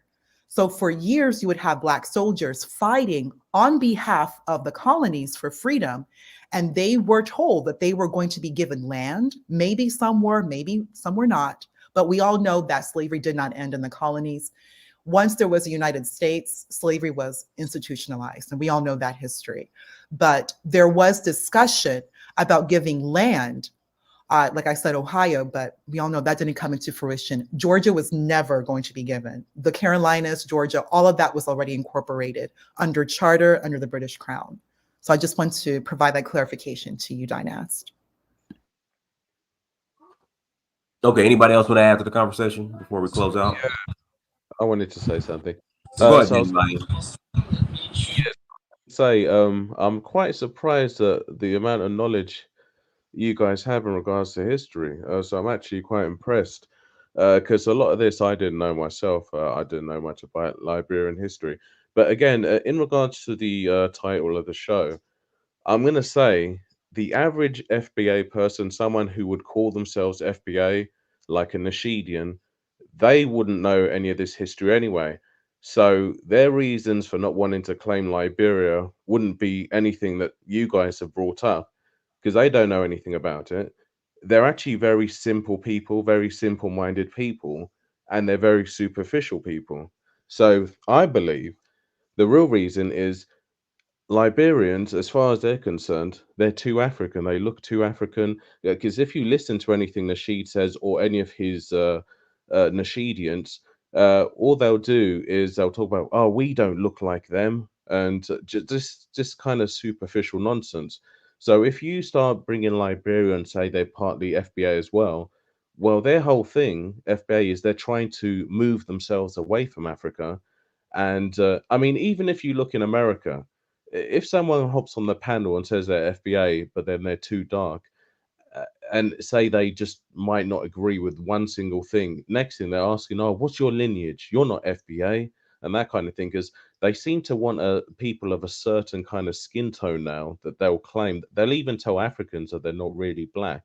Yet when Tyler, that mixed race South African woman, when she said she wasn't black, they got upset and they want her to be called black.